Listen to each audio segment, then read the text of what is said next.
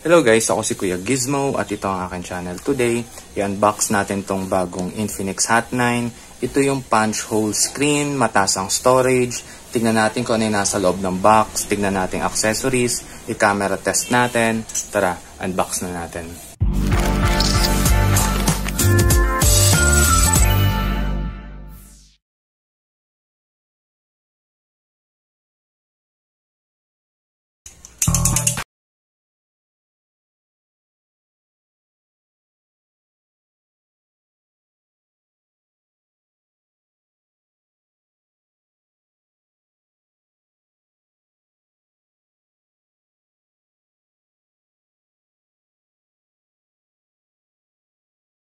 Natin kung ano yung nasa loob ng box.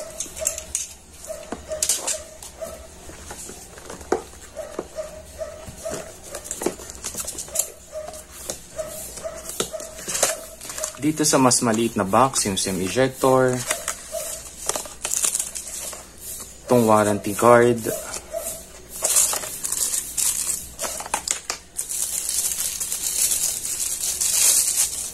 at itong jelly case na clear.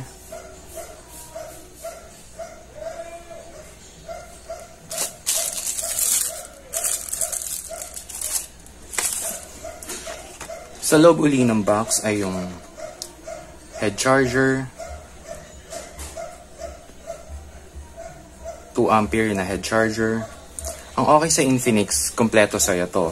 Meron siyang headset. Usually kasi sa ibang mga brand na below 10K walang headset. Pero to, hindi sasama loob mo kasi meron na siyang headset. At syempre, itong micro USB na charging cable. Tabi muna natin to. At bago ang lahat, yung freebie na screen protector. Not bad na rin sa mga gusto screen protector lang or sa mga nagtitipid na hindi mo nabibili. Ito mismo yung unit. Ang nakuha ko yung itim. I-detalye ko muna yung unit na ito. Ang screen size na ito ay 6.6 na HD+, 5,000 mAh. Ang okay din dito, naka-DTS. May DTS audio processing siya.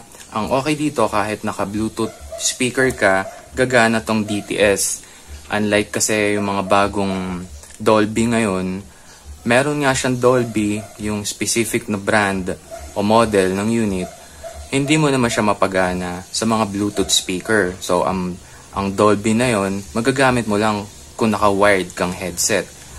Pero pag naka-BT speaker ka, hindi mo na mapapagana yung mga Dolby. Unlike na itong DTS na to, kasi nasubukan ko na, gumagana siya kahit Bluetooth speaker ang gamit mo. Ang battery nito, massive na 5,000 mAh. Pasok siya talaga sa mga lumalabas ngayon ng mga smartphones na matataas na ang mga battery. Kaya kung magagamit mo to, tingin ko kaya nito yung maghapon na gagawin mo. Itong Infinix na Hot 9, sumabay na rin siya sa disenyo ng mga square yung camera. Ayan. So ang main camera nito ay 16 megapixel, 2 megapixel, 2 megapixel ulit at QVGA. At ito naman yung flash. At syempre itong rear mounted na fingerprint scanner. Onting detalye rin, sa may kanan niya ay yung volume rocker, yung power button. Sa ilalim yung 3.5 jack, primary mic, yung charging port at itong speaker grill. Sa kaliwa ay yung SIM tray na triple card slot. Kaya okay siya talaga kung naka-dual SIM ka at meron kang SD card. Sa taas walang secondary na mic. Peel muna natin.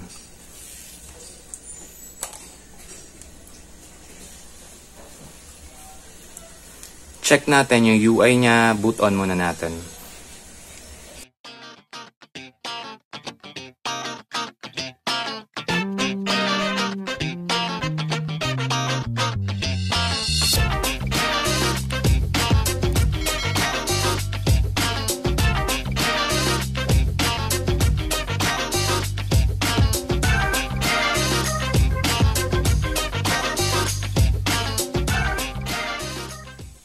Nag-boot on na siya.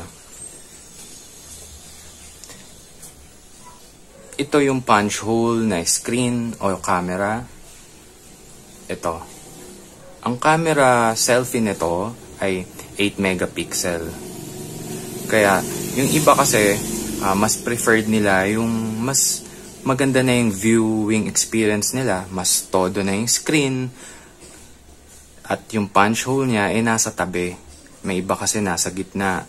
Kaya ako mas preferred ko talaga din yung nasa tabi. Para hindi, ang awkward kasi sa akin na nasa gitna talagang punch hole eh. Kaya good job sa Infinix, dito niya linagay yung punch hole niya. Ang Android version nito ay Android 10Q na. Kaya good job sa Infinix, bagong version na ang linagay nila rito.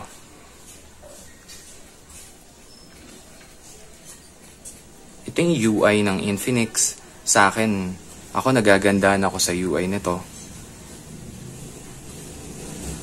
Para siyang kung sino man ang nakaabot ng Flyme na UI, medyo nahahawig siya.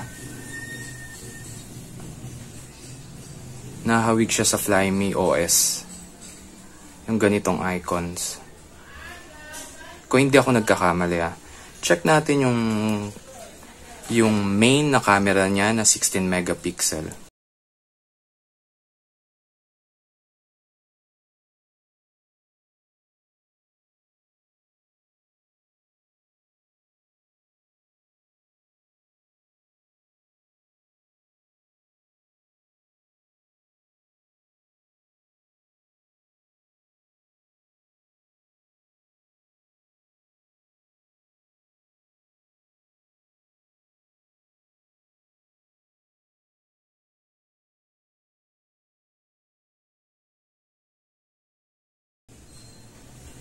Ipo-post ko ipa-flash ko sa video na ito, itong actual na photo.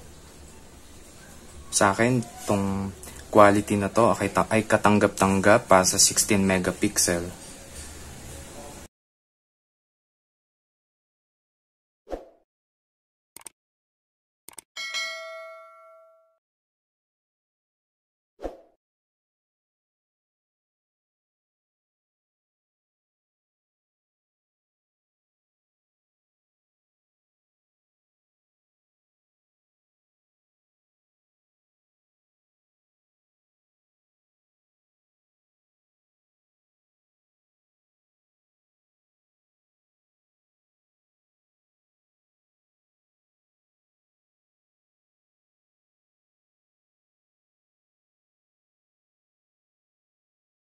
At para rin sa smartphone na 6.6 inches, mataas yung storage niya, sa ganitong presyo, 16 megapixel na, ay sa akin ay okay na talaga din, lalo ang mura lang niya kung tutusin.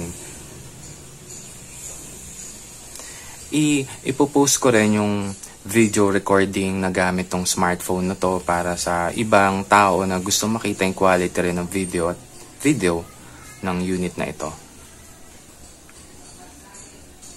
Yun lang guys, hanggang sa susunod na unboxing. Maraming salamat.